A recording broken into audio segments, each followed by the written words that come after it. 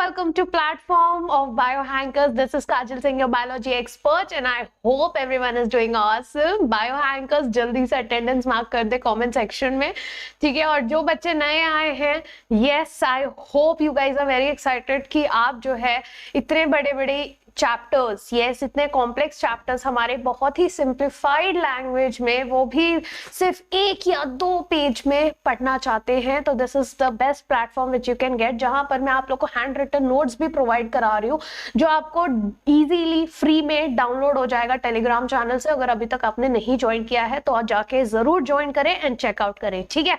तो आज जो है हमारा रिप्रोडक्टिव हेल्थ चैप्टर करने वाले हैं। कल हमने ह्यूमन रिप्रोडक्शन कंप्लीट किया था, अगर किसी ने नहीं देखा है तो प्लीज चेक इट आउट।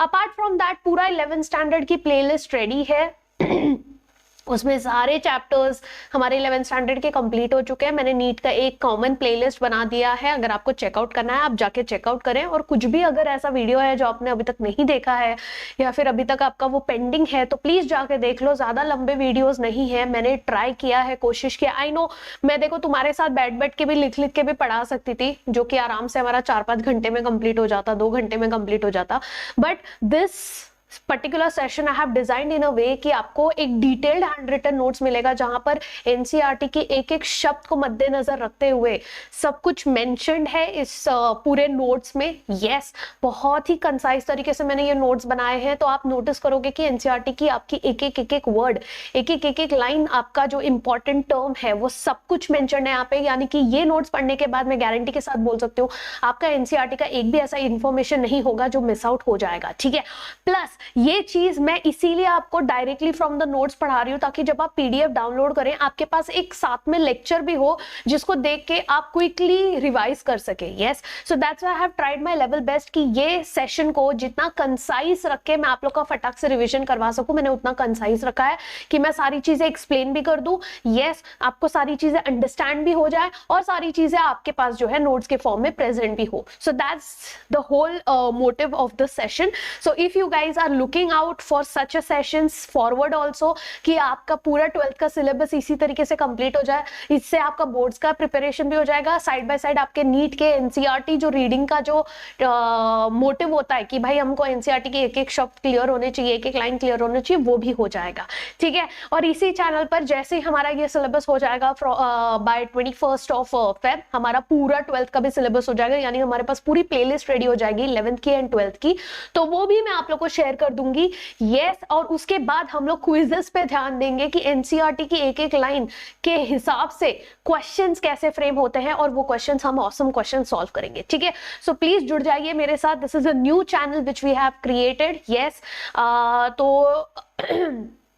नया चैनल है, तो definitely I will need your support, I will need your valuable time कि आप ये चीज जो है बाकी अपने फ्रेंड्स, अपने बाकी एस्पिरेंट्स जो है अपने चैट ग्रुप्स में शेयर करें, ताकि ज्यादा से ज्यादा बच्चों के पास पहुंच सके कि this platform is absolutely for free and plus उसमें सारे इंफॉर्मेशन बहुत ऑथेंटिकली आपको प्रोवाइड किए जा रहे हैं, ठीक है? चलिए शुरू करते हैं रिप्रोडक्टिव हेल्थ चैप्टर। वैसे मैं एक गुड न्यूज दे दूं, ये पूरे चैप्टर को मैं तुम लोग को पढ़ाने वाली हूँ सिर्फ एक पेज में। यस, बहुत आप देख सकते हो, बहुत ही प्यारा सुंदर सा यस नोट्स है, और एक ही चैप्टर में आपका पूरा रिप्रोडक्टिव हेल्थ चैप्टर कवर हो रहा है। यस, ओनली इन 1 पेज, ठीक है? So I hope everyone is very excited. जल्दी से रिलैक्स होकर पानी पी लो, अपनी एनसीईआरटी साइड में खुली रखना, और स्टार्ट करते हैं हम लोग रिप्रोडक्टिव हेल्थ चैप्टर के साथ। तो हमने ह्यूमन रिप्रोडक्शन में ऑलरेडी पढ़ लिया है ना, ह्यूमन रिप्रोडक्शन चैप्टर में हमने डिटेल में पढ़ा कि हमारा मेल रिप्रोडक्टिव सिस्टम कैसा होता है, हमारा फीमेल रिप्रोडक्टिव सिस्टम कैसा होता है, right? Everything is very clear, सब कुछ कैसा सिस्टम काम करता है, हमने पूरा प्रोसेस देखा, फर्टिलाइजेशन कैसे होता है, कहाँ होता है, पाचुरेशन कैसे होता है, यस, और फिर वो कितने टाइम में होता है, पूरा एम्ब्रियो कैसे डेवलप करता है, पूरे जेस्टेशन जो पीरियड है हमारा 9 महीने, उसमें एम्ब्रियो कैसे डेवलप करता है, राइट? सारी चीजें हमने देख ली। तो ये तो चीज थी नॉर्मल कंडीशन की, जब रिप्रोडक्शन हो रहा है, जब सेक्सुअल रिप्रोडक्शन हो रहा है। नाउ अपार्ट फ्रॉम दैट भी ऐसे बहुत सारी चीजें हैं जो हमारी रिप्रोडक्टिव सिस्टम से रिलेटेड होती है। हो सकता है कुछ तकलीफ हो जाए, हो सकता है सिक्रीशन नहीं हो रहा, हो सकता है स्पर्म बराबर नहीं बना, यस, हो सकता है कि ओवम नहीं बना, कुछ भी इशू हो सकता है, right? So everything related to your reproductive health, चाहे वो आपका फिजिकल रिप्रोडक्टिव सिस्टम की बात हो, चाहे वो आपका इमोशनल बिहेवियर हो, चाहे आपका जो है ये सोशल वेलबीन हो with respect to reproductive health, yes, हर वो चीज जो है that is basically what we are going to cover in our today's session, ठीक है। तो इसके लिए WHO took the initiative and WHO ने, वर्ल्ड हेल्थ ऑर्गेनाइजेशन ने डिफाइन किया कि भाई ये रिप्रोडक्टिव हेल्थ है क्या। तो जैसे हमने हेल्थ का डेफिनेशन पढ़ा ना, physical, mental and social wellbeing, yes, तो ठीक उसी तरीके से ये भी वैसा ही है कि भाई तुम्हें फिजिकली रहना चाहिए, emotionally, behavioural and also social wellbeing होना चाहिए तुम्हारे पास, but this is all with respect to reproductive health. वहां पर इन जनरल हेल्थ के बारे में था, यस, जो हम हेल्थ एंड डिजीज चैप्टर में भी पढ़ेंगे, बट यहाँ पर हम रिप्रोडक्टिव हेल्थ, रिप्रोडक्टिव सिस्टम से रिलेटेड जो चीजें हैं वो आपके पास जो है प्रॉपर तरीके से होनी चाहिए। It should be you should have a well-being for that. Okay, now let's talk about problems and strategies. आखिर ऐसा क्यों हुआ, इतना ज्यादा लोगों ने फोकस करना क्यों चालू किया? अच्छा, पहली बात, एक बहुत इंपॉर्टेंट PYQ है जो बार बार पूछा जाता है कि WHO कहां से था, तो जल्दी से बता देना हेडक्वार्टर्स ऑफ WHO कहां पर है। Let me know in the comments below. Okay, now talking about problems and strategies, so India जो थी वो फर्स्ट कंट्री थी, yes, India was among the first countries to initiate action plans, कि उनको लगा यार कुछ तो करना पड़ेगा, पॉपुलेशन बढ़ते जा रहा है एंड ये ऐसा ठीक नहीं है, लोगों को अवेयरनेस फैलानी पड़ेगी।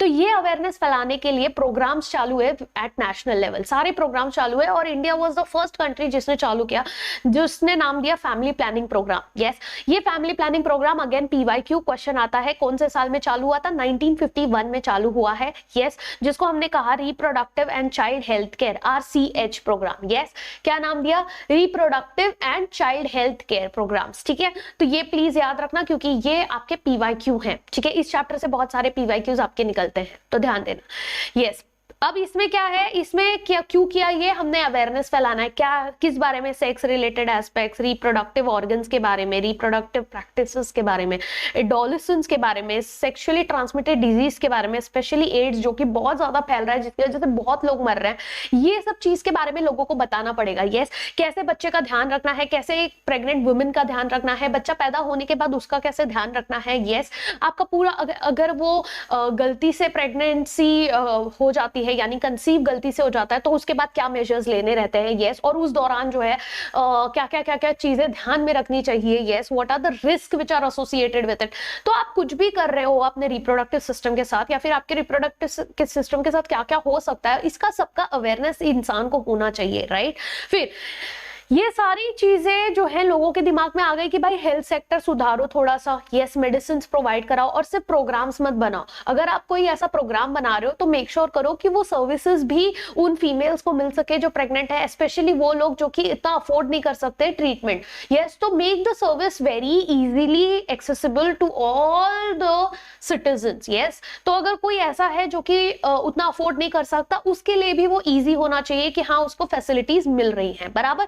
तो ये सारी चीजें करनी चालू हो गई थी, यही सारे प्रॉब्लम्स के स्ट्रैटेजीज हमने अलग अलग लाए थे। Government, NGOs, yes, non government sectors, ऐसे सारे सेक्टर्स मिलजुल कर इन्होंने सबने इनिशिएटिव्स लेना चालू किया कि हाँ भाई हमको थोड़ा ध्यान देना पड़ेगा ये सब चीज पे, it's very important. Family planning के बारे में लोगों को बताना पड़ेगा, राइट। हम दो हमारे दो, ये भी बताना पड़ेगा। अब ये क्यों हुआ? क्योंकि पॉपुलेशन को स्टेबलाइज करने की जरूरत पड़ गई, राइट। 1900 तक वर्ल्ड पॉपुलेशन जो है वो 2 बिलियन था, ठीक है। 2000 आते आते वो सीधा, मतलब देखो 1900 तक 2 बिलियन था, और 2000 आते आते ही वो 6 बिलियन हो गया, फटाक से जंप। यस, 2011 में 7.2 बिलियन हो गया, मतलब समझ रहे हो कितना फटाक से ग्रो हो रहा है, मतलब ग्राफ एकदम ऊपर जा रहा है, right, which is not right. India की भी बात करें तो सिमिलर पैटर्न दिख रहा था हमको। इंडिपेंडेंस के टाइम पर हमारा जो था वो था 350 मिलियन, यस, एंड वो सीधा क्रॉस किया 1.2 बिलियन बाय द 2011, राइट। तो सिर्फ इंडिपेंडेंस से 2011 तक इतना बढ़ गया कि 1.2 बिलियन हो गया, और आज तो खैर हम लोग जो है टॉप पर चल रहे हैं। यस, तो आयरनी ये है कि हमने ही चालू की थी फैमिली प्लानिंग और आज हम ही टॉप पर हैं। तो ये हम दो हमारे दो, ये सारा नारा हमने लगाया था, बहुत चल रहा था कि भाई सबको अवेयरनेस फैलाओ कि इतनी ज्यादा जो है पॉपुलेशन अच्छी बात नहीं है, यस अब क्या हुआ, इसकी वजह से क्या हुआ, तो देखो जब आपका बहुत ज्यादा पॉपुलेशन बढ़ता है तो ऑब्वियस सी बात है डिमांड बढ़ती है। यस डिमांड बहुत ज्यादा बढ़ती है तो ऑब्वियस सी बात है रिसोर्सेस कम पड़ने लगते हैं, इसीलिए तो आजकल इतनी महंगाई हो गई है, फ्लैट्स के रेट आसमान छू रहे हैं, घर लेना मतलब इतनी बड़ी बात हो गई है। ये सब क्यों हो रहा है आजकल, क्योंकि लोगों का पॉपुलेशन इतना बढ़ रहा है कि अब हमारे पास एरिया कम पड़ रहे हैं। यस हमारे पास रिसोर्सेज कम पड़ रहे हैं, रिसोर्सेज जो लिमिटेड है वो तो कितने हैं जो कि हम एक्सप्लॉइट करते जा रहे हैं, राइट। तो ये सब की वजह से बहुत जरूरी था कि पॉपुलेशन के बारे में भी पॉपुलेशन स्टेबलाइजेशन के बारे में भी लोगों को अवेयरनेस फैलाई जाए, ठीक है। अब ये क्यों हुआ, तो मेजर कॉज था कि there was rapid decline in death rate, लोग मरना कम हो गए। क्यों, क्योंकि अब हॉस्पिटल फैसिलिटीज इतना इजीली अवेलेबल थी, बहुत अच्छे अच्छे मेडिसिन आ गए हैं मार्केट में। यस अब ये सारी चीजें अगर किसी को मिल रहा है तो फिर बट ऑब्वियस सी बात है कि फैसिलिटीज जो है इंप्रूव होने लगेंगी, राइट। फैसिलिटीज इंप्रूव होंगी तो क्या होगा कि ऑब्वियस सी बात है कि लोग वो फैसिलिटीज लेंगे, वो सर्विसेज लेंगे और फिर अपने लाइफस्टाइल को इंप्रूव करेंगे, बराबर। मेटर्नल मोर्टेलिटी रेट जो है कम हो गया, मेटर्नल मोर्टेलिटी रेट यानी अब जो है मदर्स कम मरने लगे। पहले के टाइम पे कैसा था, जब मेडिकेशन इतना अच्छा नहीं था, हेल्थ सेक्टर उतना अच्छा नहीं था, तो काफी बार ऐसा होता था कि लेबर के टाइम पे सिर्फ कोई एक आती थी, यस औरत जो कि स्पेशलाइज्ड रहती थी उसमें, और फिर वो आती थी डिलीवरी करवाती थी, अगर ढंग से करवा पाई तो ठीक है, कॉम्प्लिकेशन हुआ, ब्लड लॉस हुआ तो कुछ हमारे पास ऑप्शन नहीं था, फिर वो मदर मर जाती थी। कितने बार ऐसा हो जाता कि बच्चा मर जाता था कुछ भी इशू की वजह से। अब तो हमारे पास प्रॉपर हेल्थ केयर रहता है, हॉस्पिटल्स होते हैं जहां पर सारी चीजों का ध्यान रखा जाता है, सारी कॉम्प्लिकेशंस का ध्यान रखा जाता है। तो क्या हो गया, मेटर्नल मोर्टेलिटी रेट, मोर्टेलिटी मतलब डेथ रेट, यस तो मेटर्नल मतलब मम्मी का डेथ रेट कम होने लगा, इन्फेंट का मोर्टेलिटी रेट भी कम होने लगा, प्लस इंक्रीज होने लगा रिप्रोड्यूसेबल एज ग्रुप। एक बहुत अच्छा पीवाईक्यू इसमें आता है कि भाई आपका जो पॉपुलेशन होता है वो कौन सिग्निफाई करता है, कौन बताता है कि पॉपुलेशन कितना है, क्या देख के आप बोल सकते हो कि पॉपुलेशन इतना है, तो वो आप देखोगे रिप्रोड्यूसेबल एज ग्रुप को। रिप्रोड्यूसेबल एज ग्रुप जो है वो डिफाइन करता है कि आपका पॉपुलेशन कैसा है। समझ में आया, ये क्या हो गया आज इतने बार शगुन क्यों हो रहा है क्लास में ठीक है, समझ में आया, यस रीजंस क्या क्या हैं, यस तो रीजंस हैं कि भाई हमारे हेल्थ फैसिलिटीज अच्छी होते जा रही है, बेटर लाइफस्टाइल होते जा रहा है, यस बेटर मेडिकल सर्विसेज लोगों को मिल रही हैं, बहुत ज्यादा पॉपुलेशन बढ़ रहा है, रिसोर्सेज कम हो रहे हैं, डिमांड बढ़ रहा है, यस तो खर्चे बढ़ते जा रहे हैं। और ये सब रीजन को मद्देनजर रखते हुए बहुत इंपॉर्टेंट हो गया था कि पॉपुलेशन को मेंटेन करने की जरूरत पड़ी थी।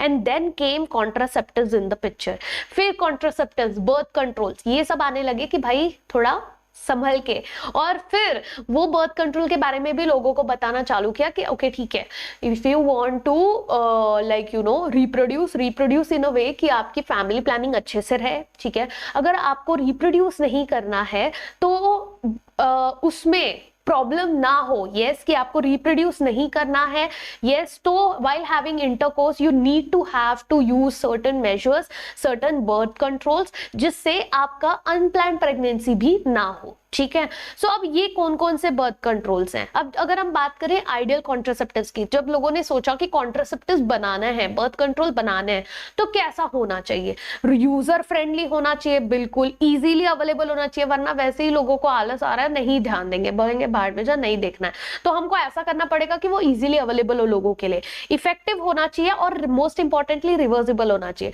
मुझे अभी बच्चा पैदा नहीं करना है तो फिर रिवर्सिबल मेथड यूज करेगा इंसान, बट अगर जब बच्चा पैदा करना है एटलीस्ट वो मेथड बंद करके, फिर वो बर्थ कंट्रोल जब बंद कर दिया तब वो रिप्रोड्यूस करने लायक रहना चाहिए, तो इट शुड बी रिवर्सिबल, तब जाके लोग लेंगे, वरना क्या हो जाएगा कि नहीं, people will not go for that, right. तो ये कुछ आइडियल कॉन्ट्रासेप्टिव्स के फीचर्स हैं कि ये कैरेक्टरिस्टिक्स तो उसमें होनी चाहिए, राइट। साइड इफेक्ट्स नहीं होने चाहिए, या है भी तो बहुत कम होने चाहिए, राइट। सेवरल ग्रुप्स हैं अब इसके बर्थ कंट्रोल के, कौन कौन से। पहला आता है नेचुरल मेथड।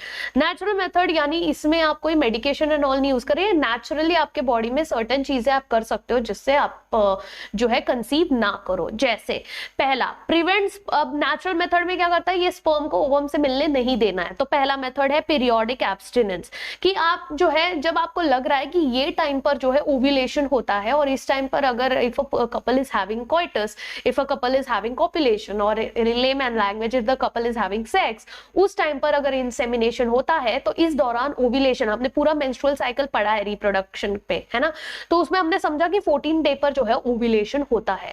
अब इस ओव्यूलेशन के दिन पर, यस, इस ओव्यूलेशन के डे पर अगर the couple is having sex, तो फिर चांसेस हाई हैं कि उस टाइम पर जो है फर्टिलाइजेशन हो जाएगा। तो हमने क्या करना है, हमने periodic abstinence, periodic is time कि ये पर्टिकुलर टाइम पर एब्स्टिनेंस यानी कि आप जो है avoid having sex during that time. Yes, avoiding coitus. अब ये कौन सा दौरान है, 10 से लेकर 17th डे तक, क्योंकि 14 डे ओव्यूलेशन का है तो उससे 10वां दिन क्यों पकड़ा हमने, क्योंकि भाई स्पर्म भी, अगर आप ये सोचोगे तो ओवम तो 14 डे पे आएगा ना, लेकिन इसके पहले आपका स्पर्म अगर अंदर चला गया तो स्पर्म जिंदा हो सकता है, स्पर्म वायबल हो सकता है, फिर जब 14 डे पे एग आएगा तो फटाक से स्पर्म जाके फर्टिलाइज कर सकता है, chances are very high.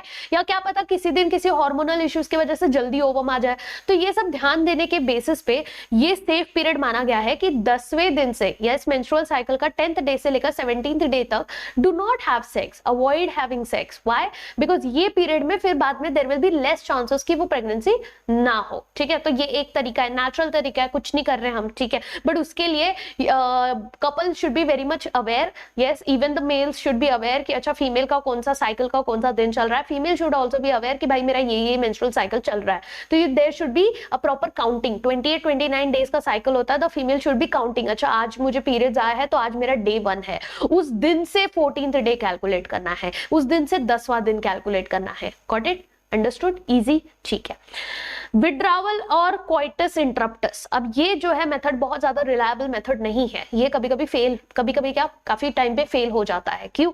Withdrawal and coitus interruptus मतलब क्या, कोइटस को इंटरप्ट कर रहे हो आप, यानी कि the couple is having sex but just before climax, yes, just before the male is about to ejaculate, वो जो है अपने पीनस को विड्रॉ कर लेता है फीमेल सिस्टम से, तो क्या होगा, उसको लग रहा है कि उसने इजैकुलेट नहीं किया, तो अगर उसने इजैकुलेट नहीं किया तो फिर वो जो है फर्टिलाइजेशन भी नहीं होगा।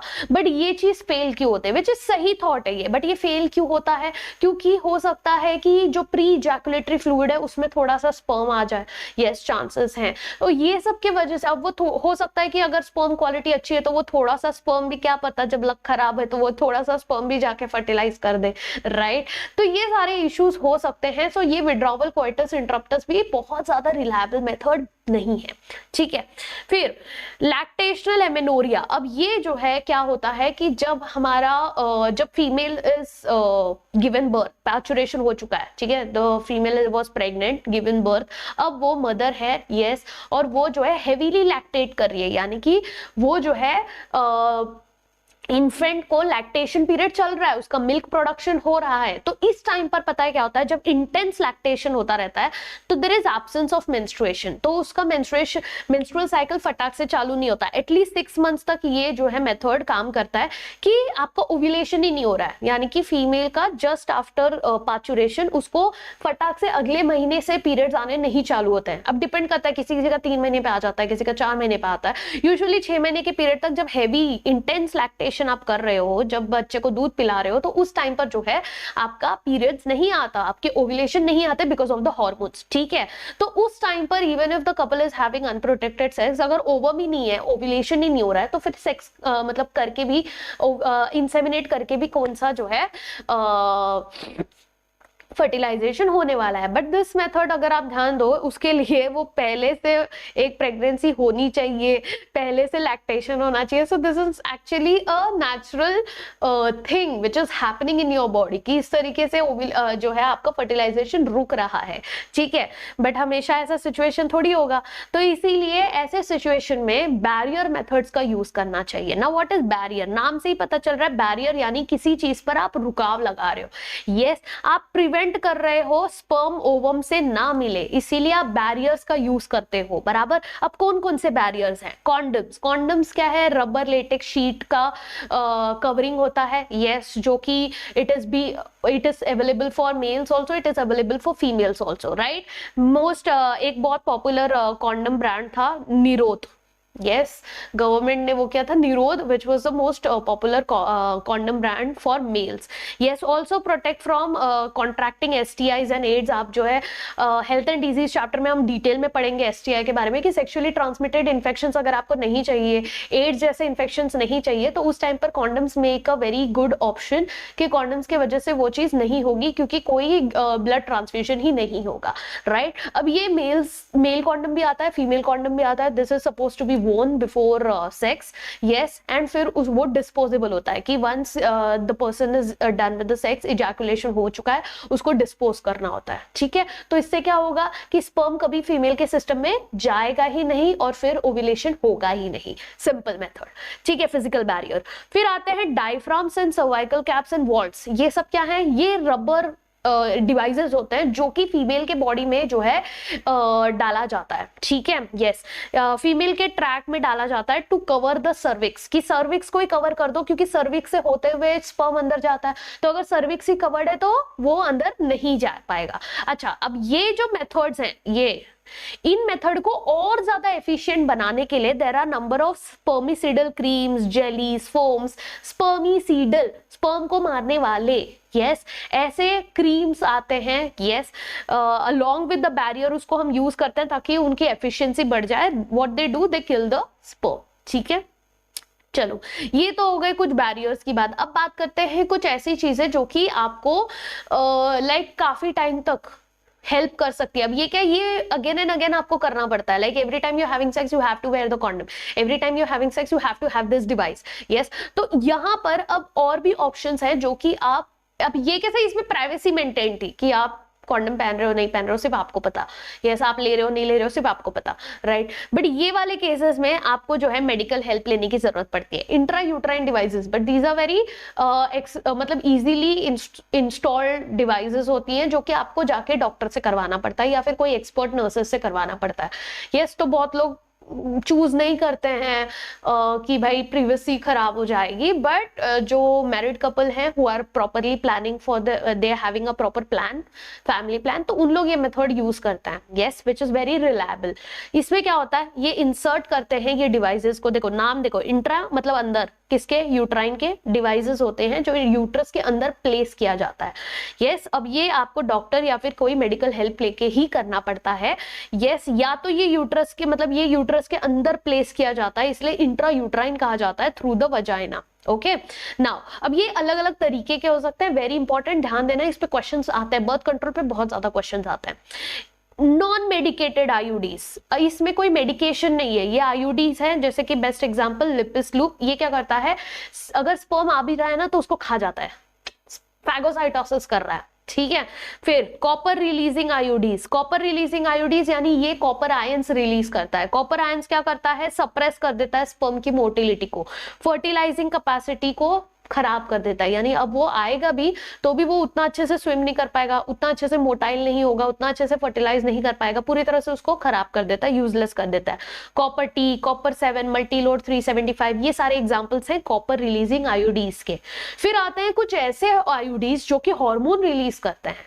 हार्मोन रिलीजिंग आयोडीज में आ जाता है Progestasert and LNG. Questions are been asked, ये यूजुअली क्वेश्चंस आते हैं in the form of match the column. ठीक है, makes uterus unsuitable for implantation. Implantation के लिए वो पूरे यूट्रस को अनसूटेबल कर देता है कि अगर फर्टिलाइजेशन हो भी गया बाय चांस तो वो हार्मोन इस तरीके से रिलीज होगा कि भाई पूरा जो है आपका जो यूट्रस है उसमें, वूम में आपका बच्चा रुकेगा ही नहीं, आपका जाइगोट इम्प्लांट ही नहीं होगा. समझ में आया, एम्ब्रियो इम्प्लांट ही नहीं होगा आपका. ओके, एंड सर्विक्स को भी चेंजेस कर देता है, सर्विक्स को हॉस्टाइल बना देता है टू द स्पर्म्स. की सर्विक्स में भी ऐसे ऐसे चेंजेस कर देगा कि अगर स्पर्म आ भी रहा है तो जो है उधर ही मर जाए, वो आ ही नहीं पाएगा. समझ में आया. यस, अब बात करते हैं कुछ ओरल कॉन्ट्रासेप्टिव्स की जो कि हम पिल लेते हैं, emergency hormones. Yes, oral oral contraceptives obviously ये होता है इन the form of pills, tablets होते हैं, और ये यूजुअली इफेक्टिव होता है अगर ये विदिन 72 आवर्स ऑफ सेक्स, अगर अभी जस्ट क्वाइटस किया है विदिन 72 आवर्स अगर ये कॉन्ट्रासेप्टिव्स ले लेते हैं तो बेटर होता है। I am talking about emergency pills, ठीक है, जो हमारा यूजुअली जो मिलता है ना आई पिल एंड ऑल दैट। इसमें क्या होता है कि if a person is having coitus and if you have a doubt कि इंसेमिनेशन हुआ है तो विदिन 72 आवर्स अगर वो आप एक पिल ले लेते हो that's called as emergency pill, but वो बहुत हाई डोजेस होता है, ठीक है। अगर इतना हाई डोज नहीं लेना है, अब हाई डोज है यानी कि बहुत ज्यादा हाई साइड इफेक्ट भी होगा, अगर हमको इसका अल्टरनेटिव चाहिए जो कि हम रेगुलरली यूज कर सके, राइट, तो उस केस में क्या होता है, there are certain pills, yes, जो कि स्मॉल डोजेस होते हैं ईदर प्रोजेस्ट्रोजन हार्मोन्स के या फिर combination of progestogen and oestrogen, इनका कॉम्बिनेशन का। तो देखो प्रोजेस्ट्रोजन तो होना चाहिए उसके अंदर, या आप कभी किसी किसी पिल में ईस्ट्रोजन भी मिला दिया जाता है, उसके कॉम्बिनेशन के पिल्स होते हैं जो कि आपको 21 डेज तक लगातार रहने रहते हैं। अब बोलोगे मेंस्ट्रुअल साइकिल तो 28-29 डेज का होता है, तो ये 21 डेज क्यों? क्योंकि वो जो बचे हुए दिन है, यस, जो बचे हुए 7 दिन है जिसमें आपका हो सकता है मेंस्ट्रुएशन हो रहा हो, उस दिन आपको जो है नहीं लेना है, यस। तो देखो कब लेना है, starting to be taken daily for 21 days starting with in the first 5 days of the menstrual cycle, ठीक है, first 5 days of the menstrual cycle से चालू करना है।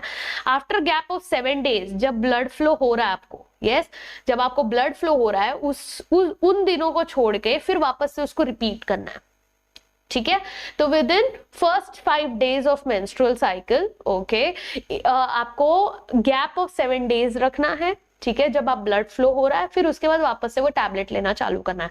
अब प्रॉब्लम पता है क्या है, अगर ये 21 डेज में एक दिन भी आपने नहीं खाया, हम लोग सोचते हैं ना अरे चलो आज का मिस हो गया कोई बात नहीं कल से कंटिन्यू करूंगी, नहीं, ये रोज के लिए नहीं है, ये पूरे साइकिल के लिए। अगर ये 21 डेज में एक भी दिन आपने मिस किया तो पूरा महीने का जो आपने टैबलेट खाया वो वेस्ट हो जाएगा, तो फिर उस महीने it's better not to have coitus, got it.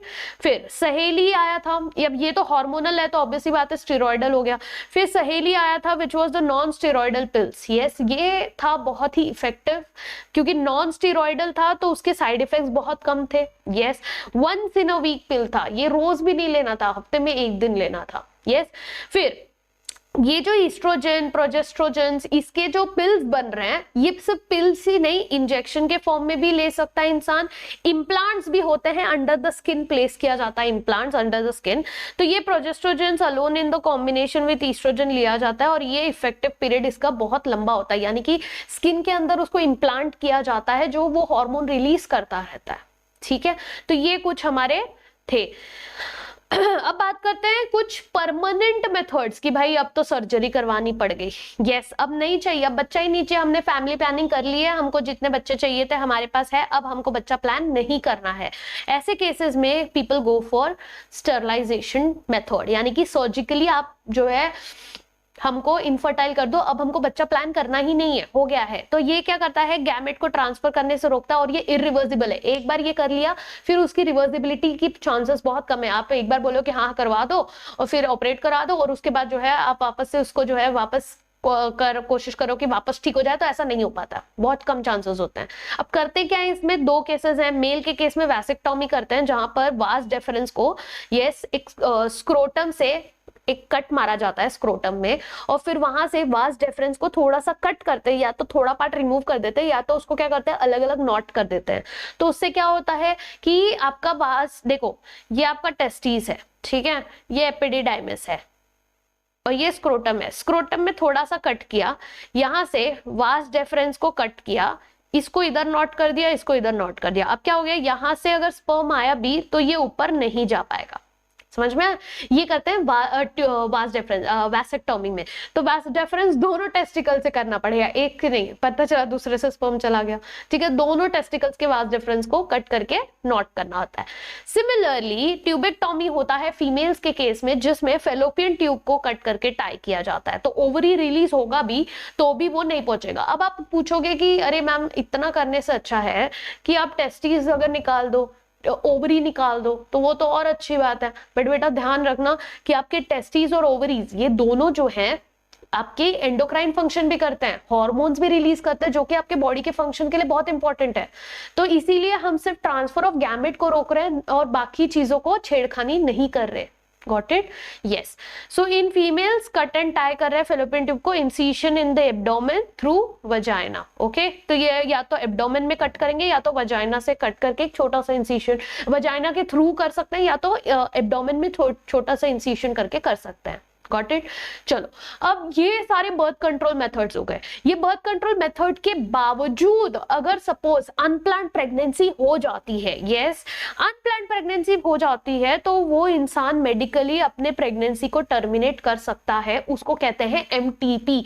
और ये चीज इंडिया में लीगलाइज कब हुई? 1971 में ये चीज लीगलाइज हो गई. इसको कहते हैं इंड्यूस्ड अबॉर्शन, की आप जो है जबरदस्ती अबॉर्ट कर रहे हो बच्चे को. मिसकैरेज नहीं हो रहा है. मिसकैरेज मतलब आप तो प्रेगनेंसी मेंटेन कर रहे हो बट गलती से बच्चा जो है मेंटेन नहीं हो पाया. यस, तो उसको कहते हैं मिसकैरेज. ये क्या है? इंड्यूस्ड अबॉर्शन है. ठीक है, understand the difference between the terminologies.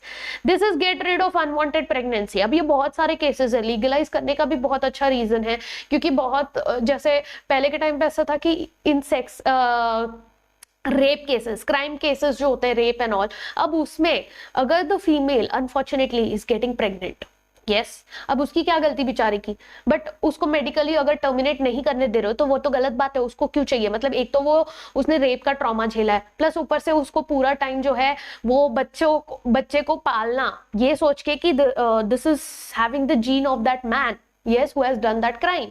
It is very traumatizing. तो ये बहुत सारे reasons थे.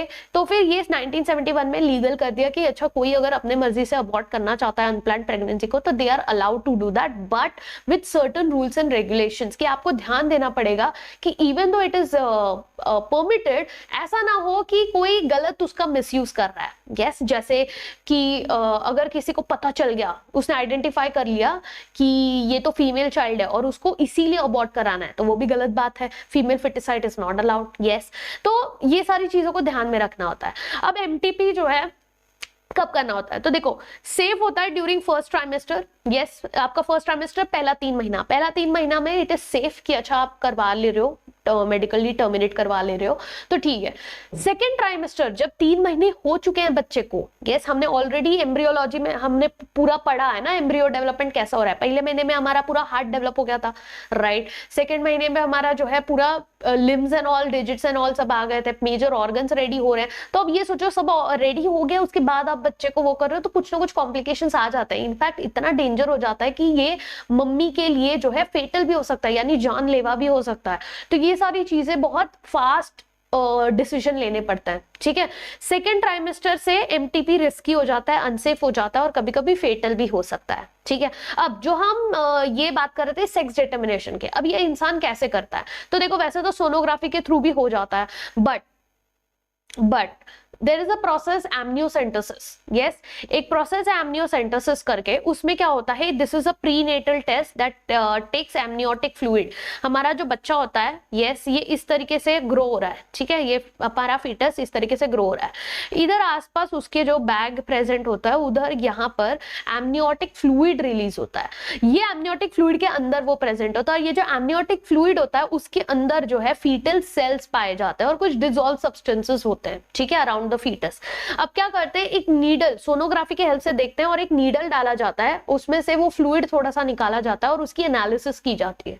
ठीक है, ये क्यों यूज होता है? ये बहुत अच्छा है क्योंकि इसके पास फीटल सेल्स है तो डीएनए मिल जाएगा, उसका पूरा जेनेटिक हिस्ट्री पता कर सकते हैं. मतलब हिस्ट्री इन द सेंस पूरा जेनेटिक आप रीडिंग कर सकते हो, क्या इसमें कोई जेनेटिक डिसऑर्डर तो नहीं है, यस, डाउन सिंड्रोम तो नहीं है, क्लाइनफेल्टर सिंड्रोम तो नहीं है. यस, ये सारी चीजें आप जो है एमनियोसेंटोसिस के हेल्प से पता कर सकते हो कि क्या ये चीजें तो नहीं है. यस, कोई ऐसा सिकल सेल एनीमिया ऐसा प्रॉब्लम तो नहीं है, कुछ उसको अमीनो एसिड की डेफिशिएंसी तो नहीं है. ठीक है, वो सारी चीजें आप एमनियोसेंटोसिस के हेल्प से डिटेक्ट कर सकते हो. और उसके बाद अगर आपको लगता है कि भाई ये बच्चा जो है सर्वाइव नहीं कर पाएगा बराबर से, यस, तो अगर सर्वाइवल पे क्वेश्चन आ रहा है तो फिर उन लोग को परमिटेड है कि एमनियोसेंटोसिस करवाने के बाद आप जो है जाके अब मेडिकली अबॉर्ट करा लीजिए.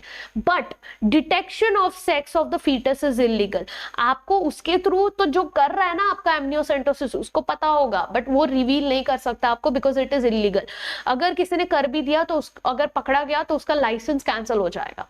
ठीक है, तो इतनी स्ट्रिक्ट रेगुलेशंस रखी है. क्यों? क्योंकि लोगों ने फीमेल फिटिसाइड करना चालू कर दिया था कि भाई हमको लड़की नहीं चाहिए तो फिर अबॉर्ट करा दो. ठीक है, वो केस कि ओके हमारे पास ऑलरेडी 2 लड़कियां हो गई है, हमको तीसरा लड़का ही चाहिए, तो हमने क्या किया, हमने जो है कंसीव किया, फिर उसके बाद में हमने जाके इलीगली, और ट्रस्ट मी अभी भी होता है ये चीज, अभी भी होती है, इलीगली लोग करते हैं, बट करते हैं, पता नहीं कैसे हिम्मत होती है लोगों में ये करने की, कि they conceive it just because they know that it's a girl child. I don't know how these people take care of their first 2 girl child, but yeah clearly they don't have respect for that, and फिर उन लोग जो है abort करा देते हैं just because the third child is also girl, they get it aborted just. और ये मल्टीपल टाइम्स भी लोग करते हैं कि भाई एक बार लड़का हो जाए, और फिर लड़का हो जाता है तो फिर दे कीप द प्रेगनेंसी. तो ऐसे गाँव में अभी भी लोग जो है, जिनके घर में पहचान वाले लोग हैं एंड ऑल दैट, किसी का पहचान है कि वो कर सकता है, तो वो जो है इंटरनली फैमिली में भी ये इलीगली चीजें प्रैक्टिसेस होती हैं. और ऐसा नहीं कि गरीब लोग करते हैं, गांव वाले लोग नहीं, पढ़े लिखे लोग भी आजकल ये गलतियां, ये चीजें करते हैं, which is very weird to say, but that's what is our society is all about. But yeah, never mind. So ये बात हो गई हमारी फुल प्रेगनेंसी की, बर्थ कंट्रोल की, एमनियोसेंटोसिस की एंड एमटीपीज की. अब आते हैं सेक्सुअली ट्रांसमिटेड डिजीजेस पे. ठीक है, अब ये जो एसटीडीज की हम बात कर रहे थे कि इसको हम और क्या कहते हैं, इसको हम कहते हैं वेनेरियल डिजीज. ठीक है, वीडी भी कहते हैं इसको, हम रिप्रोडक्टिव ट्रैक इन्फेक्शंस भी कहते हैं, आरटीआई भी कहते हैं. अब ये जो इन्फेक्शंस हैं ये कैसे फैलते हैं, अगर if there is having a person is having unprotected sexual intercourse. ठीक है, तो ये सेक्सुअल इंटरकोर्स के थ्रू जो ब्लड ट्रांसफ्यूजन होता है उसके थ्रू जो है ये फैलते हैं. अब ये जरूरी नहीं है कि सेक्सुअल इंटरकोर्स से ही होगा, कभी कभी अगर सेम नीडल यूज कर रहे हैं, जिसमें इन्फेक्टेड पर्सन है उसने भी वही नीडल यूज किया, यूजुअली जो ड्रग अब्यूजर्स होते हैं उनमें ये प्रॉब्लम होती है, किसी को एचआईवी है किसी को पता ही नहीं है, उसने वो ड्रग यूज किया, फिर वही नीडल उसने सामने वाले को दिया, वो हेल्दी इंडिविजुअल है तो उसने भी वो नीडल यूज किया, ट्रांसमिट हो गया, बस उसको भी एचआईवी पकड़ लिया. ठीक है, तो ऐसे बहुत सारी चीजें हैं, आपको ध्यान देना है. इसलिए आप बार्बर के शॉप पे जब जाते हो आपको मेक श्योर करना है कि वो बार्बर नया ब्लेड यूज करे. वो बोले अरे भैया साफ कर दिया, नहीं, ये वायरस आपके पानी से साफ नहीं होते हैं, है ना. तो आपने ध्यान देना है कि वो बार्बर जब आपका अगर आप बाल कटवाने जा रहे हो तो वो जो है अच्छी चीजें यूज करे. ठीक है, अगर वो ब्लेड जिससे बाल, अब देखो बाल कट रहे हैं तो यहाँ पर आपका ब्लीडिंग मतलब कहीं पे आपके स्किन में नहीं घुसने वाला है ना, बट सपोज जो लड़के लोग जाते हैं शेव कराने, अब वो वही रेजर यूज कर रहा है एक आदमी के ऊपर, उसके अंदर एचआईवी है, उसको नहीं पता. काफी बार तो ऐसा होता है कि लोगों को पता भी नहीं होता है कि वो उनके पास जो है एसटीआई घूम रहे हैं, मतलब कि सेक्सुअली ट्रांसमिटेड इन्फेक्शन उनको हुआ है, उनको पता भी नहीं रहता है काफी लोगों को. तो क्या होता है, अब वो शेव कर रहे हैं, उसका ब्लड लग गया, उसको कट गया, फॉर एग्जांपल थोड़ा सा भी ब्लड लग गया ना, लग गया वो. अब वो दूसरा कोई हेल्दी आदमी आ रहा है, वो भी शेव करा रहा है, उसने नहीं ध्यान दिया, अरे ठीक है ब्लेड तो साफ दिख रहा है ना, अरे दिखने से थोड़ी होता है, उसने किया, उसका भी ब्लड कट गया, अब क्या हो गया, ब्लड ट्रांसफ्यूजन हो गया, वायरस सीधा बॉडी के अंदर, एचआईवी हो गया. समझ में आया. तो ये सारी चीजें इतनी ज्यादा क्रिटिकल होती है, तो ये चीज पे बहुत ध्यान देना चाहिए. ओके, तो ये ब्लड ट्रांसफ्यूजन, इसलिए ब्लड ट्रांसफ्यूजन करते समय भी यस ध्यान, ये सारे टेस्टिंग करने के बाद ही ब्लड ट्रांसफ्यूजन हुआ जाता है. इन्फेक्टेड मदर टू फीटस भी काफी चीजें होती हैं कि मदर इन्फेक्टेड है तो वो इन्फेक्शन बच्चे के पास भी प्लासेंटा से क्रॉस करके चला जाता है. ठीक है, तो बच्चा पैदा ही होता है वैसे बीमारी लेके. Got it. चलो अब देखते हैं कुछ एग्जांपल्स. ये भी आता है एग्जाम में, हमेशा आता है, मैच द कॉलम के फॉर्म में आता है. ठीक है, अब हमारे पास यहाँ पर 3 बैक्टीरिया के एग्जांपल्स है, 4 वायरस के एग्जांपल्स है हमारे पास, और एक पैरासाइट का एग्जांपल है. ठीक है, तो आपने वो ध्यान देना है. क्लैमिडिया बैक्टीरिया के वजह से होता है. ठीक है, क्लैमिडियासिस कहते हैं हम उसको. तो क्लैमिडिया जो है, जो इन्फेक्शन होता है क्लैमिडियासिस, ये आपका क्लैमिडिया ट्राइकोमिनियास के वजह से होता है, कि ट्राइकोमैटिस के वजह से होता है. ठीक है, क्लैमिडियासिस, ये यासिस लिखना चाहिए था मुझे, बैक्टीरियम क्लैमिडिया ट्राइकोमैटिस. ठीक है, गोनोरिया किसकी वजह से होता है, ये भी बैक्टीरियल इन्फेक्शन है, निजेरिया गोनोरिया, सबसे ज्यादा क्वेश्चन इस पे पूछा जाता है. सिफिलिस पे भी बहुत क्वेश्चन आता है, बैक्टीरियम ट्रेपोनेमा पैलिडम. ठीक है, एड्स तो हमारा मोस्ट फेवरेट बोलते जा रही थी, फेमस आपका एचआईवी की वजह से होता है, वायरल है. ठीक है, हर्पीस, यस वायरल है, हर्पीस सिंप्लेक्स वायरस के वजह से होता है। जेनाइटल वॉर्ट्स वायरल है, ह्यूमन पैपिलोमा वायरस के वजह से होता है, जिसके वजह से सर्वाइकल कैंसर भी होते हैं, तो वो पॉइंट याद रखना। हेपेटाइटिस बी वायरल है, हेपेटाइटिस बी वायरस की वजह से होता है, ठीक है। ट्राइकोमोनियासिस पैरासाइट के वजह से होता है, ट्राइकोमोनास वजाइनालिस। अब ये सारे एग्जांपल्स क्वेश्चंस में आते हैं और ये सबके ट्रीटमेंट नहीं है।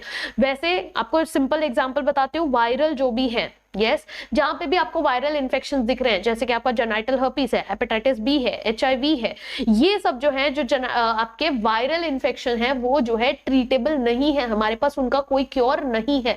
तो अगर आपको कहीं पर भी, और ये क्वेश्चन आता ही आता है, ठीक है, कि इसमें से कौन सा है जो क्योरेबल है, इसमें से कौन सा है जो क्योरेबल नहीं है, तो जो भी आपको एग्जाम्पल्स दिखेंगे जो आपके बैक्टीरिया की वजह से हो रहे हैं, अगर वो अर्ली डिटेक्ट हो गए, यस, अर्ली डिटेक्ट हो गए, तो फिर वो जो है हम आराम से ट्रीट कर सकते हैं। बट जो जैसे हेपेटाइटिस बी है, जेनाइटल हर्पीस है, HIV है, ये सब वायरल इन्फेक्शन जो है वो हमारे पास उसका कोई भी क्योर नहीं है, ठीक है, तो ये चीज याद रखना। फिर कुछ अर्ली सिम्टम्स क्या क्या होते हैं, अगर किसी को अगर हो भी जाता है STI, तो क्या क्या अर्ली सिम्टम्स है जिसपे इंसान ने ध्यान देना है। ईचिंग होगा, उसको थोड़ा एब्डोमिनल रीजन, मतलब आपका पेल्विक रीजन में थोड़ा पेन होगा, यस। फ्लूइड डिस्चार्ज होता रहेगा, फाउल स्मेल आएगा उसमें, स्वेलिंग होगा, आपके जेनाइटल एरियाज में स्वेलिंग होगी, यस। तो ये सारी इश्यूज, ये कुछ छोटी छोटी चीजें हैं जो कि इंसान ने ध्यान देनी चाहिए कि अगर ये हो रहा है तो उनको जो है फटाक से जाके यस क्वालिफाइड डॉक्टर से अपना चेकअप कराना चाहिए ताकि अर्ली डिटेक्शन हो जाए। देखो, अर्ली डिटेक्शन होना बहुत इंपॉर्टेंट है। पता चला बहुत डिले कर दिया आपने, तो ये जो क्योरेबल डिजीज है ना, हो सकता है वो भी आपको क्योर ना कर पाए, तो early detection is very important, ठीक है। अर्ली सिम्टम्स जो होते हैं ना वो बहुत माइनर होते हैं, तो ये सब जो है ये बहुत माइनर चीजें हैं जो हमको लगता है कि अरे यार गर्मी है ना इसलिए इचिंग हो रहा होगा, अच्छा ठंडी है ना ड्राइनेस की वजह से इचिंग हो रहा होगा, ऐसे बहुत सारे हम लोग जो है बहाने देते हैं। बट एक्चुअल में you should be very much like you no conscious about what is happening, ठीक है। कभी काफी बार ऐसा होता है कि अफेक्टेड वुमेन जो होती है दे आर असिम्प्टोमेटिक, यानी कि उनको इन्फेक्शन है, यस। जो आप देखोगे ये बहुत कॉमन होता है सेक्स वर्कर्स में, उनको इन्फेक्शन होता है और उनको पता भी नहीं रहता है कि उनको इन्फेक्शन है। अब सेक्स वर्कर्स में क्या हो जाता है कि they are having multiple partners, right. अब से मल्टीपल पार्टनर्स होने की वजह से अब अगर if the male is not conscious about taking precaution, yes, तो ऑब्वियसली बात है कि वो सोचो जितने लोग वहां पर इन्वॉल्व होंगे उतने लोगों को इन्फेक्शन फैलेगा, ठीक है। तो इन्फेक्शंस का रेट बहुत ज्यादा बढ़ता जाता है, स्पेशली सबसे ज्यादा पाया जाता है ये एज में, 15 to 24 age. Yes, it is very surprising, but ये age is the most common age, क्योंकि एडोलेसेंस आता रहता है ना, तो एडोलेसेंस में लोगों को बहुत ज्यादा एक्सप्लोर करना होता है। अब उस चक्कर में ऐसा हो जाता है कि यही एज के लोग हैं जो कि सबसे ज्यादा ये प्रॉब्लम्स को फेस करते हैं, ठीक है। अब ये चीज को कैसे प्रिवेंट किए, avoid sex with unknown and multiple partners, avoid करें। अगर आपको आपके फीमेल या मेल पार्टनर के बारे में प्रॉपर इंफॉर्मेशन नहीं है, अगर आपको नॉलेज नहीं है तो अवॉइड करें, ठीक है। ऑलवेज यूज कॉन्डम्स, अगर आप श्योर नहीं है, अगर आप किसी नए इंसान को मिल रहे हैं, आप उनके बारे में कुछ नहीं जानते, प्लीज यूज कॉन्डम्स। आपको इंसान को शक्ल पे नहीं लिखा रहता है कि उसको STI है या नहीं है, ठीक है। तो इस चीज पे हमें ही ध्यान देना चाहिए। Go to qualified doctor for early detection, कोई भी अरे गहरे किसी के पास नलू नपट्टे के पास नहीं जाना है, ठीक है, यस। अब बात करते हैं हमारे लास्ट टॉपिक, ठीक है। ये सब तो ठीक है कि भाई प्रेगनेंसी प्रिवेंट कैसे करनी है, प्रिवेंट कैसे करनी है। अब बात करते हैं प्रेगनेंसी चाहिए नहीं हो रहा है, ठीक है। अब उन कपल के बारे में बात करेंगे। तो ऐसे कपल जो कि 1 साल से ज्यादा, ये उनको इनफर्टाइल, हम किसी को भी इनफर्टाइल नहीं, आपने 1-2 बार ट्राई किया, आपका फर्टाइल नहीं हुआ तो इसका मतलब ये नहीं आप इनफर्टाइल है, ठीक है। अगर 1 साल तक the couple is consistently trying, yes, और उसके बावजूद मतलब अनप्रोटेक्टेड सेक्सुअल कांटेक्ट वो रख रहा है 1 साल तक, फिर भी उसको जो है फर्टिलिटी नहीं हो रही है, फिर भी फर्टिलाइजेशन नहीं हो रहा है, फिर भी कंसीव नहीं हो रहा है, तब वो हम इनफर्टिलिटी वाला केस बोल सकते हैं, ठीक है। अब रीजंस बहुत हो सकता है, फिजिकल रीजन हो सकता है, कॉन्जेनाइटल रीजन हो सकता है, डिजीजेस की वजह से हो सकता है, इंसान जो बहुत ज्यादा ड्रग्स ले रहा है उसकी वजह से हो सकता है। ड्रग्स यानी सिंस हमेशा वो वाला ड्रग नहीं होता है, मेडिकल ड्रग्स भी हो सकता है, इम्यूनोलॉजिकल या फिर साइकोलॉजिकल, जो बहुत ज्यादा स्ट्रेस लेते हैं, ऑल दैट, बहुत सारे रीजन हो सकते हैं कि वो कंसीव नहीं कर पा रहा है, ठीक है। अब इसके लिए उनको हेल्प करने के लिए, ऐसे लोगों को हेल्प करने के लिए there is assisted reproductive technology, yes, जो कि कहते हैं आर्ट, कि ऐसे लोगों को जो इनफर्टाइल है उनको हेल्प करने के लिए हमारे पास टेक्नोलॉजीज हैं ART, यानी कि आपका assisted reproductive technologies, infertile couple को हेल्प करने के लिए। अब देखो, प्रॉब्लम किसी में भी हो सकता है, मेल्स में भी हो सकता है, फीमेल्स में भी हो सकता है, और most of the majority cases के टाइम पे मेल्स में ही प्रॉब्लम होता है। बट वो होता है ना कि इंडियन सोसाइटी, हमको लगता है फीमेल में ही प्रॉब्लम है, फीमेल में ही प्रॉब्लम है, और मैक्सिमम केसेस में ऐसा देखा गया है कि female is normal but male में प्रॉब्लम है, ठीक है। यानी उनका स्पर्म काउंट अच्छा नहीं है, उनका हेल्थ अच्छा नहीं है, तो उनका स्पर्म काउंट अच्छा नहीं रहता है, उनकी स्पर्म की मोटिलिटी अच्छी नहीं है, उनके स्पर्म का शेप बराबर बना नहीं है, तो ये सारे बहुत सारे इश्यूज आते हैं, ठीक है। तो ये इश्यूज को सॉल्व करने के लिए हमने अलग अलग टेक्नोलॉजीज लाई। पहला, let's discuss about in vitro fertilisation IVF which is followed by embryo transfer ET। अब ये कैसे होता है, इनको हम कॉमनली जो बोलते हैं टेस्ट ट्यूब बेबी, जिसके बारे में हमने बहुत सुना है ना, हम मार्केट में टेस्ट ट्यूब बेबी बहुत चल रहा है, राइट। अब ये इन विट्रो फर्टिलाइजेशन, और बहुत सारे सेलिब्रिटीज भी ये करते हैं, है ना, यस।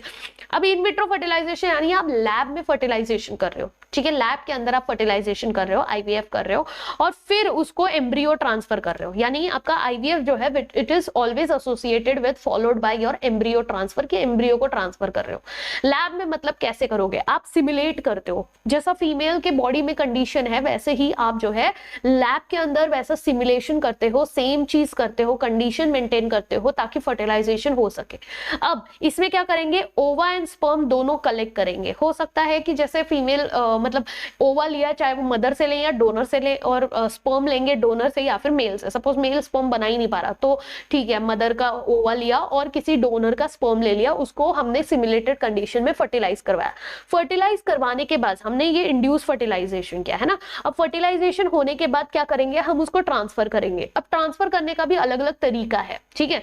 आप कर सकते हो सीधा जाइगोट को ट्रांसफर, इंट्राफेलोपियन ट्रांसफर, यस, जिसको कहते हैं ZIFT, ZIFT, जिसमें आप जाइगोट को या फिर थोड़ा एम्ब्रियो को ग्रो होने देते हो, बट 8 से ज्यादा ब्लास्टोमियर्स तक नहीं, अप टू 8 ब्लास्टोमियर्स तक ग्रो होने देते हो, तो आप उसको फेलोपियन ट्यूब में डाल दो, फिर वो अपना मोरुला बनाते यूट्रस में चला जाएगा और इम्प्लांट कर लेगा। तो जब आपका ब्लास्टोमियर 8 से कम है, जाइगोट या फिर बना हुआ है, वो हमेशा फेलोपियन ट्यूब में डालोगे, क्योंकि नॉर्मली भी ऐसे ही होता है, राइट। अगर आपने उसको 8 ब्लास्टोमियर से ज्यादा ग्रो करना है, ठीक है, आपने वो रिस्क लेना ही नहीं है, तो आप क्या करोगे, यस, इंट्रा यूट्राइन ट्रांसफर करोगे। अब इसमें क्या होगा, इंट्रा यूट्राइन ट्रांसफर में एम्ब्रियोस को ट्रांसफर किया जाता है जो कि मोर देन 8 ब्लास्टोमियर्स है, यस, मोर देन 8 ब्लास्टोमियर्स हैं। तो एम्ब्रियो को, यानी जब आप IUT, अगर क्वेश्चन है बहुत घुमा फिरा के पूछा जाएगा और आप कंफ्यूज भी हो जाओगे, जब जब ZIFT की बात आएगी, जाइगोट को ट्रांसफर कर रहे हो, तो यहाँ पर जाइगोट या फिर अर्ली एम्ब्रियो आता है जो आप फेलोपियन ट्यूब में ट्रांसफर कर सकते हो। जब बात आती है कि यूट्रस में ट्रांसफर करना है, तो आप जाइगोट को नहीं करोगे, तब आपने एम्ब्रियो को ही करना है, वो भी मोर देन 8 ब्लास्टोमियर्स होना चाहिए, तब आप उसको ट्रांसफर करोगे यूट्रस में, फिर वो जाके इंप्लांट करना चालू करेगा। Got it, yes. अब बात करते हैं कुछ इन वीवो फर्टिलाइजेशन की। ये तो हो गया इन विट्रो की बात कि आप लैब में ही फर्टिलाइजेशन कर रहे हो। Now let's talk about cases जहां पर आप इन वीवो फर्टिलाइजेशन कर रहे हो। तो ऐसे कैसे होगा, सपोज एक फीमेल ओवा बना नहीं पा रही है फॉर एग्जाम्पल, तो फिर क्या होगा, आप फीमेल ओवा को लोगे, मतलब मेल एकदम प्रॉपर है, मेल का कोई इश्यू ही नहीं है, और मेल को जो है अपना स्पर्म डोनेट करके नहीं करवाना है। मेल बोल रहा है मैं तो नॉर्मल हूं, मैं सब बराबर कर सकता हूं, मैं इंसेमिनेशन कर सकता हूं, तो मैं क्यों इतना मगजमारी करूं। फीमेल जो है उसका ओवा नहीं बन रहा है, तो एक काम करो, डोनर के पास से ओवा लो और वो ओवा को फेलोपियन ट्यूब में डाल दो। अगर ये मेरी पार्टनर नहीं प्रोड्यूस कर पा रही है, तो क्या करते हैं, डोनर से ओवा लिया, ठीक है, यानी एक फीमेल ने अपना गैमेट दिया और दूसरे फीमेल के फेलोपियन ट्यूब में डाल दिया, फिर वो नॉर्मल प्रोसेस के साथ जो है उनको बोला जाएगा कि go have coitus, do insemination, और फिर वो जो है दे विल वेट कि यहाँ जाके फर्टिलाइजेशन हो जाए, ठीक है। इसको कहते हैं इन वीवो, यानी बॉडी के अंदर। तो gift, gamete intrafallopian transfer, gift को हमेशा याद रखना, एक वुमेन ने दूसरी वुमेन को हेल्प किया ओवा देके, ovum from donor to the female fallopian tube डाला जाता है, समझ में आया। फिर एक मेथड है आपका ICSI, intra cytoplasmic sperm injection, कि आपने क्या किया, ओवम लिया, ठीक है, ओवा लिया, डोनर से या मदर से, यस, और स्पर्म को सीधा उसके अंदर इंजेक्ट कर दिया। अब ये क्यों करेंगे? अगर मेल में प्रॉब्लम है तो। मेल में प्रॉब्लम क्या हो सकती है? मेल की वही स्पर्म काउंट कम है, मोटिलिटी कम है, ये सब इश्यू आया तो स्पर्म को लेके सीधा इंजेक्ट कर दिया ओवम के अंदर, साइटोप्लाज्म के अंदर, ठीक है, क्योंकि कम काउंट है तो सीधा इंजेक्ट कर दो, बात खत्म, जाइगोट बना दो। तो जाइगोट आपका लैब में ही बन रहा है, इन विट्रो ही बन रहा है, ठीक है। फिर आते हैं आर्टिफिशियल इंसेमिनेशन, ये भी एक तरीका है। अब ये तरीका कैसे यूज करोगे? आप स्पर्म को कलेक्ट करोगे फ्रॉम डोनर या फिर फादर, यस, और फिर आप उसको सीधा फीमेल के वजाइनल ट्रैक में या फिर यूट्रस के अंदर आप इंजेक्ट कर दोगे ताकि वो डायरेक्टली पहुंच सके। सपोज किसी का सर्विक्स जो है बहुत ज्यादा ऐसा है, हॉस्टाइल है कि वो स्पर्म को अंदर ही नहीं आने दे रहा, ऐसे केसेस में भी ये मेथड यूज किया जाता है कि भाई इंसेमिनेशन आर्टिफिशियली कर दो, ठीक है। फिर एक है इंट्रा यूट्राइन इंसेमिनेशन, कि यूट्रस के अंदर आप इंसेमिनेट कर रहे हो, यानी कि आप सीधा यूट्रस के अंदर जो है आपका स्पर्म सीमेन को इंजेक्ट कर दिया जा रहा है। Got it? तो ये अलग अलग तरीका है आपके इनफर्टिलिटी को सॉल्व करने का, और इसी के साथ हमारा चैप्टर होता है खत्म विद इन 1 पेज। बस ये 1 पेज में आपका पूरा चैप्टर हो जाता है खत्म। आई होप सबको बहुत मजा आया होगा, और ये चीज जो है आपको पीडीएफ टेलीग्राम चैनल पर मिल जाएगा, डिस्क्रिप्शन में लिंक है, टेलीग्राम चैनल को ज्वाइन करो। यस, वहां पर आप मेरे साथ कनेक्ट हो सकते हो पर्सनली, आपको कोई भी डाउट है, कुछ भी है, if you need any kind of an help, any update, everything is been updated on the Telegram channel. तो please join the Telegram channel and stay updated, subscribe to the channel so that हम लोग regularly ऐसे ही हमारा syllabus complete कर सके और अच्छा score कर सके, ठीक है। तो आई hope everyone is ready for that. Yes, कल मिलते हैं नए चैप्टर के साथ, पूरा ही नया यूनिट है ये। हमारा first unit of 12th standard complete हो चुका है, रिप्रोडक्शन, फ्लावरिंग प्लांट का हो चुका है, ह्यूमन रिप्रोडक्शन हो चुका है, रिप्रोडक्टिव हेल्थ हो चुका है, यानी कि आपका 12th स्टैंडर्ड का फर्स्ट यूनिट भी खत्म हो गया। अब स्टार्ट करेंगे हम लोग second unit of your 12th standard, ठीक है। यस, तो हमारे ऑल टुगेदर 6 यूनिट हो चुके हैं। यस, 7वां यूनिट भी चालू होने वाला है। यहाँ पर हम this is a very interesting unit. Yes, बहुत ही अमेजिंग यूनिट है ये, बहुत फन यूनिट है। इसमें बहुत सारी चीजें हैं जो आपको मजा आएगा सीखने में, क्योंकि ये जेनेटिक्स है। यस, तो genetics is like very important also, बहुत सारे क्वेश्चंस भी आते हैं और प्लस बहुत मजा भी आता है ये चीज समझने में, क्योंकि इसमें रट्टा वाली चीजें बिल्कुल नहीं है, इसमें सिर्फ समझने वाली चीजें। एक बार समझ गया, well and done, done for ever. Yes, तो be excited, stay tuned and wait for the next class which will be happening tomorrow। तो नेक्स्ट वीडियो आपको नोटिफिकेशन मिल जाए, इसलिए बेल आइकन जरूर प्रेस करना और चैनल को सब्सक्राइब करके बाकी फ्रेंड्स के साथ भी जरूर शेयर करना, ठीक है। मिलते हैं कल with new chapter. Till then, tata, bye bye, take care everyone and see you tomorrow.